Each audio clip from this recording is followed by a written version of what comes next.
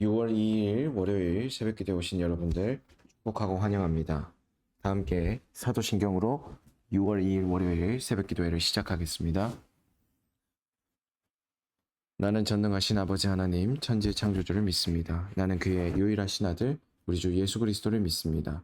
그는 성령으로 잉태되어 동정녀 마리아에게서 나시고 본디오 빌라도에게 고난을 받아 십자가에 못 박혀 죽으시고 장사된 지 사흘 만에 죽은 자 가운데서 다시 살아나셨으며 하늘에 오르시어 전능하신 아버지 하나님 우편에 앉아 계시다가 거기로부터 살아있는 자와 죽은 자를 심판하러 오십니다. 나는 성령을 믿으며 거룩한 공교회와 성도의 교제와 죄를 용서받는 것과 몸의 부활과 영생을 믿습니다. 아멘.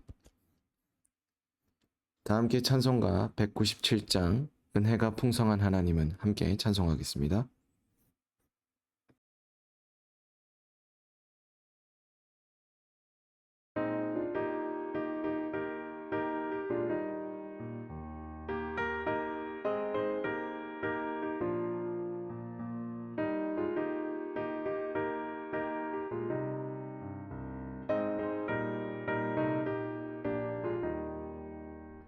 은혜가 풍성한 하나님은 믿는 자 한 사람 한 사람 어제도 오늘도 언제든지 편찮고 보호해 주시네.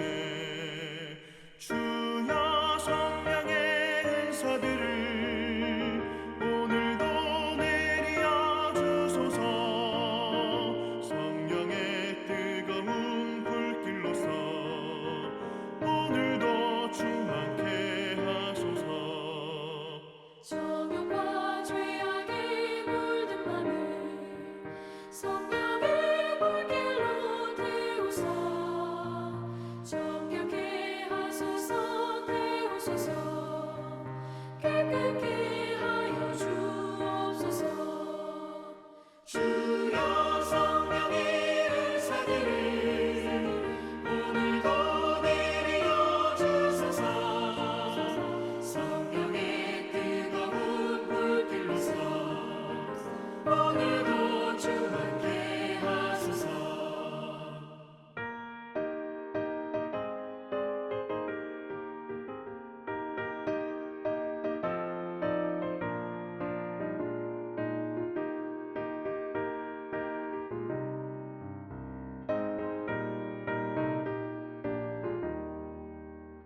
희생의 제물로 돌아가신 어린 양 우리 주 예수여. 구속의 은혜를 내리시사 오늘도 구원해 주소서. 주여 성령의 은사들을 오늘도 내려 주소서. 성령의 뜨거운 불길로서 오늘도 충만케 하소서. 주님의 기쁘신 은혜만을 세상에 널리 전하리니 하늘의 능력과 권세로서 오늘도 입혀 주옵소서. 주여 성령의 은사들을 오늘도 내려 주소서. 성령의 뜨거운 불길로서 오늘도 충만케 하소서.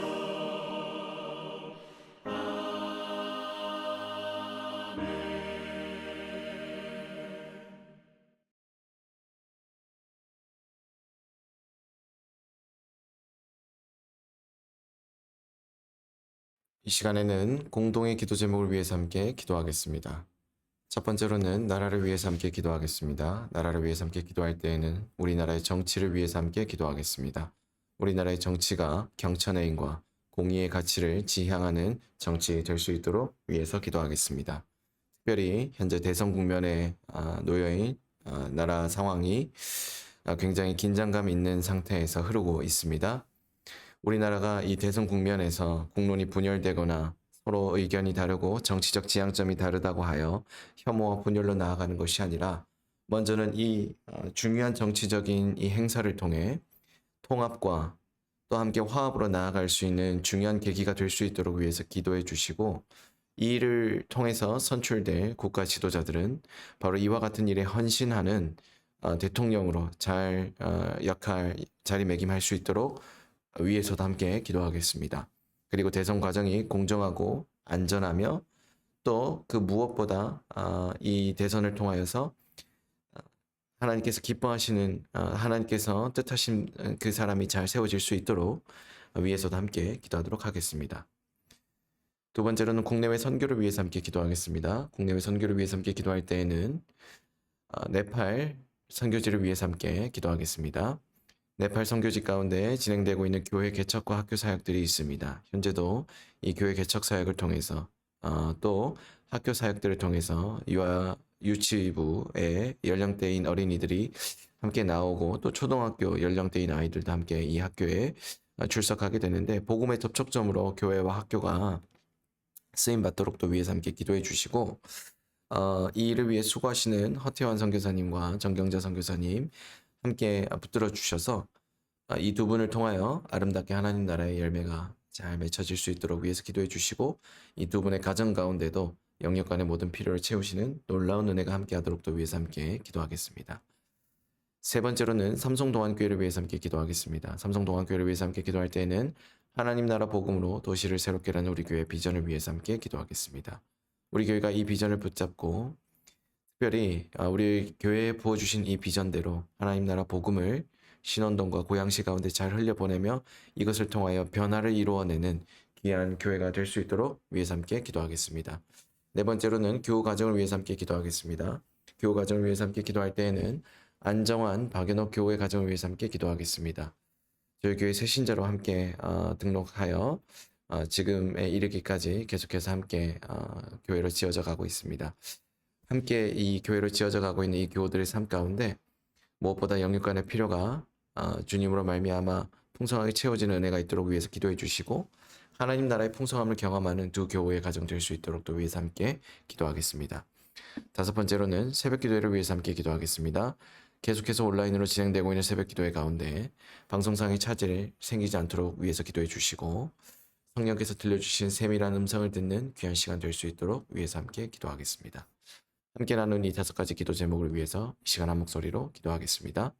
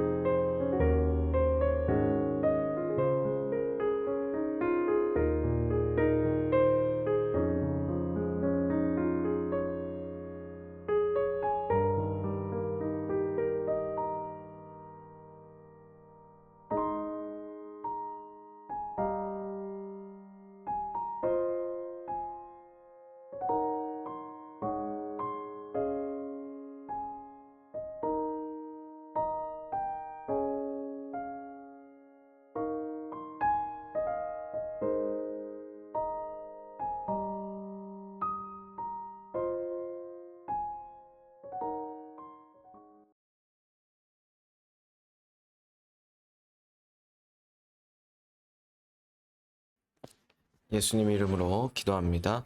아멘.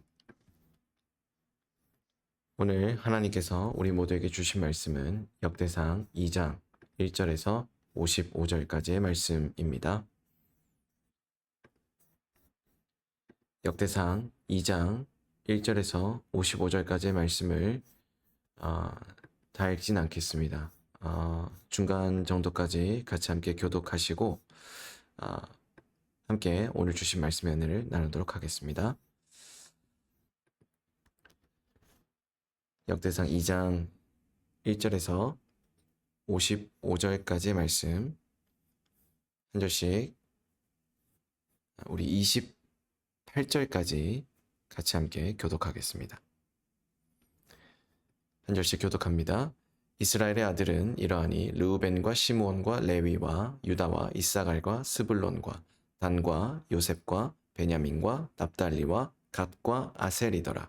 유다의 아들은 에르와 오난과 셀라니 이 세 사람은 가나안 사람 수아의 딸이 유다에게 낳아준 자요 유다의 맏아들 에르는 여호와 보시기에 악하였으므로 여호와께서 죽이셨고 유다의 며느리 다말이 유다에게 베레스와 세라를 낳아주었으니 유다의 아들이 모두 5이더라. 베레스의 아들은 헤스론과 하물이요 세라의 아들은 시므리와 에단과 헤만과 갈골과 다라니 모두 5사람이요 갈미의 아들은 아가리니 그는 진멸시킨 물건을 범하여 이스라엘을 괴롭힌 자이며 에단의 아들은 아사랴더라. 헤스론이 낳은 아들은 여라무엘과 람과 글루베라. 람은 암미나답을 낳고 암미나답은 나손을 낳았으니 나손은 유다의 자손 방백이며 나손은 살마를 낳고 살마는 보아스를 낳고 보아스는 오벳을 낳고 오벳은 이세를 낳고 이세는 맏아들 엘리압과 둘째 아들 아비나답과 셋째로 시므아와 넷째로 느다넬과 다섯째로 latte와 여섯째로 오셈과 일곱째로 다윗을 낳았으며 그들의 자매는 스루야와 아비가일이라. 스루야의 아들은 아비세와 요압과 아사헬 삼형제요 아비가일은 아마사를 낳았으니 아마사의 아버지는 이스마엘 사람 예델이었더라. 헤스론의 아들 갈렙이 그의 아내 아수바와 여러 오색에서 아들을 낳았으니 그가 낳은 아들은 예셀과 소밥과 아르돈이며 아수바가 죽은 후에 갈렙이 또 에르밧에게 장가 들었더니 에르밧이 그에게 홀을 낳아주었고 훌은 우리를 낳고 우리는 부살레를 낳았더라. 그 후에 헤스론이 60세 길르앗의 아버지 마길의 딸에게 장가들어 동침하였더니 그가 수굽을 헤스론에게 낳아 주었으며 수굽은 야일을 낳았고 야일은 길르앗 땅에서 23의 성읍을 가졌더니 그술과 아람이 야일의 성읍들과 그낫과 그에 딸린 성읍들 모두 60을 그들에게서 빼앗았으며 이들은 다 길르앗의 아버지 마길의 자손이었더라. 헤스론이 갈렙 에브라다에서 죽은 후에 그의 아내 아비야가 그로 말미암아 아스울을 낳았으니 아스울은 드고아의 아들 드고아의 아버지더라. 헤스론의 맏아들 여라무엘의 아들은 맏아들 람과 그 다음 브나와 오렌과 오셈과 아히야이며 여라무엘이 다른 아내가 있었으니 이름은 아다라라. 그는 오남의 어머니더라. 여라무엘의 맏아들 람의 아들은 마아스와 야민과 에게리요 오남의 아들은 삼메와 야다요 삼메의 아들은 나답과 아비술이며 아멘. 오늘 우리가 함께 읽은 이 역대상 2장의 말씀에서는 굉장히 긴 분량을 사실 어떻게 보면 전체이죠. 이 전체 분량에서 이 유다 자손, 유다 왕가의 이 어떤 그 족보가 이어지고 있고요. 또한 이 유다 자손의 족보일 뿐만 아니라 사실은 이것은 이스라엘이 주목하고 싶은 역사의 한 복판에 등장하는 인물들의 족보입니다. 그래서 족보를 쭉 타고 올라가다 보면 야곱의 12지파의 이름, 그들 가운데 유다 후손들의 계보들이 4장 23절까지 쭉 기록되어 있는 것을 보게 되는데, 이 계보는 하나님께서 구속사를 성취해 가시는 일에 어떤 사람들을 사용하는지 교훈해주고 있습니다. 1절부터 4절까지에서는 12아들들 가운데 레아의 소생은 르우벤, 시므온, 레위, 유다, 이사갈, 스불론이고 라헬의 소생은 요셉과 베냐민이며 라헬의 여종 빌하의 소생은 단과 납달리, 레아의 여종 실바의 소생은 갓과 아셀이었습니다. 이 야곱의 12아들들, 이 이스라엘의 12아들들을 말한 후에 유다 지파를 먼저 말하고 있습니다. 이것은 유다 지파를 통해 다윗이 그리고 다윗의 형통이 이 혈통을 통하여서 메시아가 오실 것을 약속되어 있기 때문에 바로 이와 같은 유다 지파를 먼저 말하고 있다라고도 볼 수 있는 것이죠. 이런 의미에서 유다 지파는 이스라엘의 12지파 중에서 중심이 되는 지파라고도 볼 수 있습니다. 근데 이 유다 지파, 바로 주목하고 있는 이 12지파들 속에서도 이 유다 지파는 바로 예수 그리스도의 계보에 해당되는 그와 같은 내용의 계보이지요. 그래서 오늘 이 성경은 궁극적으로 이 구속사라고 하는 점, 즉 하나님께서 우리의 역사 속에서 하나님의 역사를 어떻게 성취해 가시는가에 대한 이야기를 해가고 있으며, 동시에 하나님께서 하나님의 역사를 성취해 가시는 방식은 오직 하나님의 주권에 의해 결정이 되며 하나님의 주권에 의해 결정된 것이기 때문에 인간의 관점으로서는, 또 인간의 기준과 잣대로서는 도저히 측량할 수 없었다라는 것을 먼저 전제로 해야 할 것입니다. 굉장히 유치한 질문이지만 왜 하필 유다 지파였을까요? 왜 하필 유다 지파가 선택되어야만 했을까요? 이것은 운명론적으로 또 결과론적으로 하나님의 역사에 대해서 재단하는 사람들이 늘 하는 그와 같은 질문들입니다. 그 사람들은 오늘 우리에게 놓여진 현실이라고 하는 이 결과를, 이 현실에 대해서 결과에 대한 원인을 항상 연관지어서 내가 지금 처해 있는 상황이 선한 결과이고 옳은 결과인가를 평가하고 판단하기를 좋아하는 사람들입니다. 조금 더 쉽게 이야기해보면 지금 현재 내 상황이, 지금 내가 처해 있는 이 결과가 어떠한 원인으로 인하여서 좋은 것인지 나쁜 것인지가 결정되어야만 하는 사람들인 것이죠.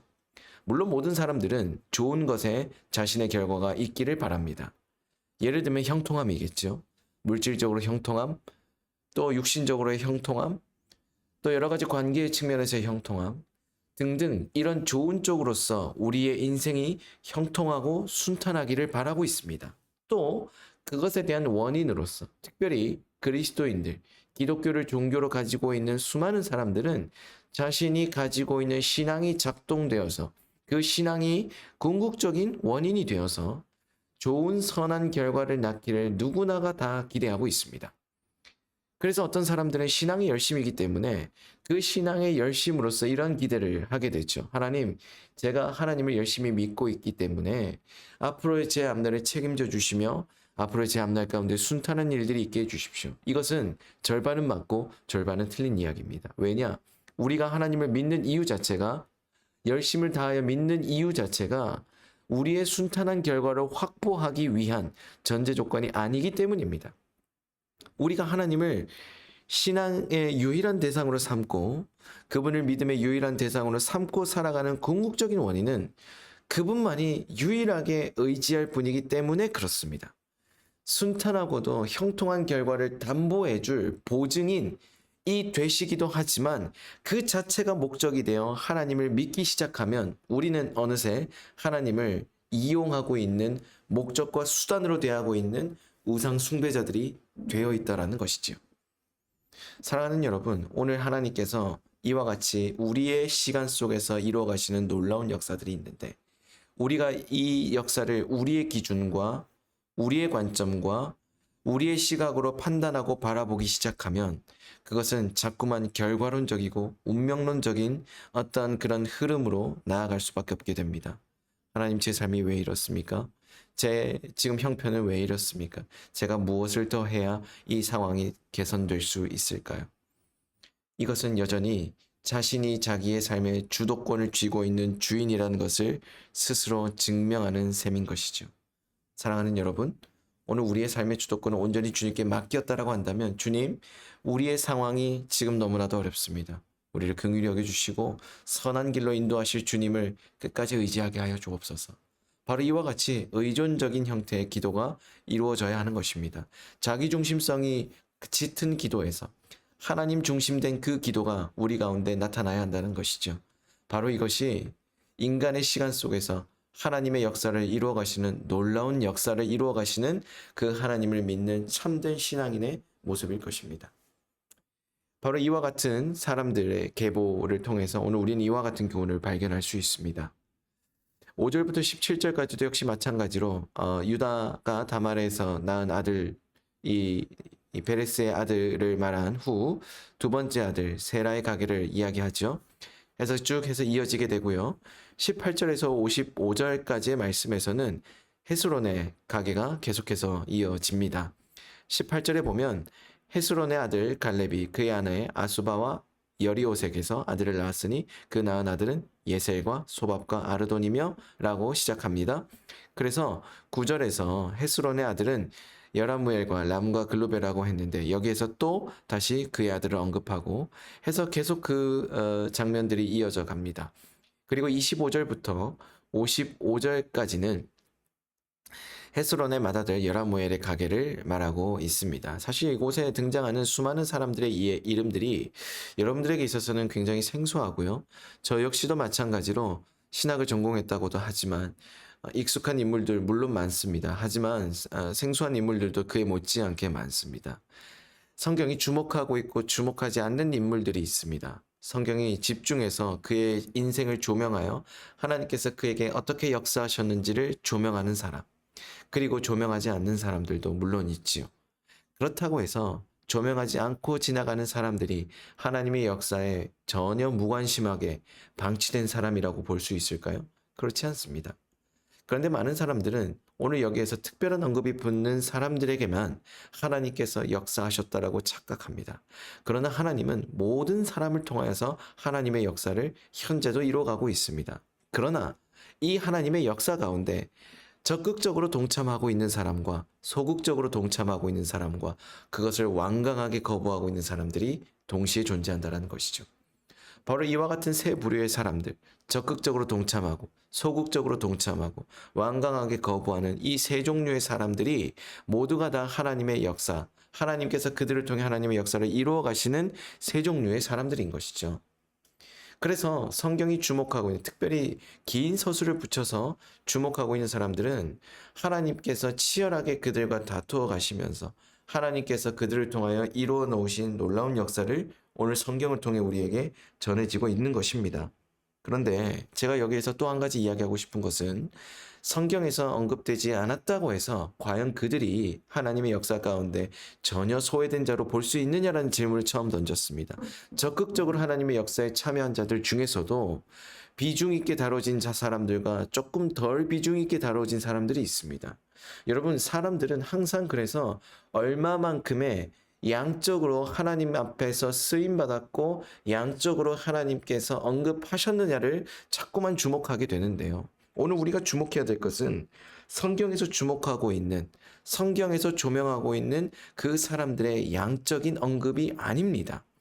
오늘 우리가 오늘 우리가 끊임없이 바라보아야 하는, 오늘 우리가 끊임없이 지켜보아야 하는 바로 이 중요한 지점은 하나님께서 오늘 우리의 삶 가운데 역사하실 때 바로 이 양적인 기준을 가지고서만 역사하시지 않는다라고 하는 점이죠.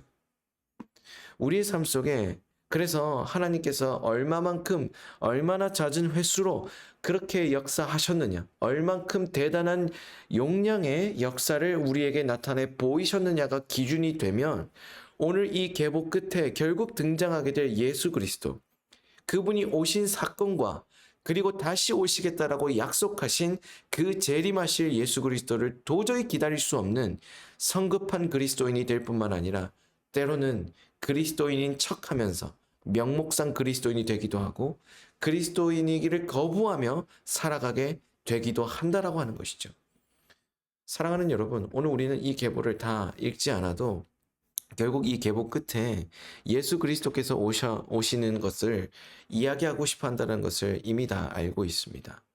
여러분, 그분이 이 역사의 주인이시란 점을 성경은 분명하게 밝히면서 그 역사에 얼마만큼 우리가 언급되었는지보다 우리 모두가 그 역사에 참여할 수 있도록 그 모든 길들을 열어주신 예수 그리스도 그분이 우리의 역사 한가운데로 들어오셨다라고 증거하는 것이 오늘 이 역대상 2장 1절부터 55절까지 사이의 말씀의 가장 큰 핵심적인 주제라고 볼 수 있습니다. 하나님의 역사가 오늘 우리의 인생 한가운데로 들어오셔서 우리의 삶이 하나님의 역사로 바뀌어가고 우리의 삶이 하나님의 역사의 차원으로 훨씬 더 수준이 높아지게 되는 것이죠. 여러분 그러한 삶을 꿈꾸고 싶지 않습니까? 그러한 삶을 살아가 보고 싶지 않으십니까? 그러한 소망함을 품고 살아가시게 되기를 주의 이름으로 축복합니다. 우리는 그렇기 때문에 예수 그리스도 그분이 필요합니다. 우리의 역사 한복판을 뚫고 들어오신 예수님. 그분이 죽을 줄 알면서도 예루살렘 한복판을 뚜벅뚜벅 걸어가셨습니다. 그 어떠한 삶의 자리, 그 어떠한 삶의 현장도 주님은 마다하지 않으시고 죄인들이 득실득실되고 있는 예루살렘 한복판을 향해 걸어가셨습니다. 죄악으로 물들어 버리고 병들어 버려 있는 여러분들의 삶 속에 예수 그리스도가 여전히 걸어오고 계시는데 문제는 무엇이냐면 우리가 그분을 거부하고 있다는 것이죠. 문제는 무엇이냐면 여전히 그분을 재판장 앞에 세우시면서 당신은 나의 메시아가 아닙니다라고 거부하고 있다라고 하는 것이죠. 왜요?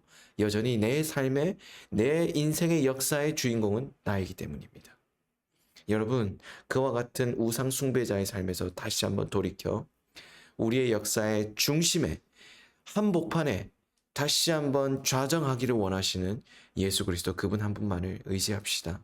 그분이 여러분들의 삶의 중심된 곳에 좌정하실 때 여러분들의 삶이 놀랍게 바뀌게 될 것이고 여러분들의 삶이 하나님 나라로 놀랍게 변화될 줄로 믿습니다. 오늘 이 말씀을 듣고 또 이 말씀 가운데 은혜 받으신 분들 함께 이렇게 결단하였으면 좋겠습니다. 우리의 삶의 지성소에 주님을 모시고 우리의 삶의 한복판에 주님을 모시고 그분을 따라 살아가기를 간절히 소망합니다. 함께 기도하겠습니다. 사랑이 많으신 주님, 우리의 삶에 우리의 인생의 한복판에 주님을 다시 한번 초청합니다. 주님, 우리의 삶 가운데 좌정하셔서 우리가 주의 역사를 주께서 이루어 가시는 그 역사를 바라보게 되는 놀라운 은혜를 체험하게 하여 주옵소서. 사랑이 많으신 예수님 이름으로 기도합니다. 아멘. 다 함께 주기도문으로 오늘 새벽 기도를 마치겠습니다. 하늘에 계신 우리 아버지, 아버지의 이름을 거룩하게 하시며 아버지의 나라가 오게 하시며 아버지의 뜻이 하늘에서와 같이 땅에서도 이루어지게 하소서. 오늘 우리에게 일용할 양식을 주시고 우리가 우리에게 잘못한 사람을 용서하여 준 것 같이 우리 죄를 용서하여 주시고 우리를 시험에 빠지지 않게 하시고 악에서 구하소서. 나라와 권능과 영광이 영원히 아버지의 것입니다. 아멘.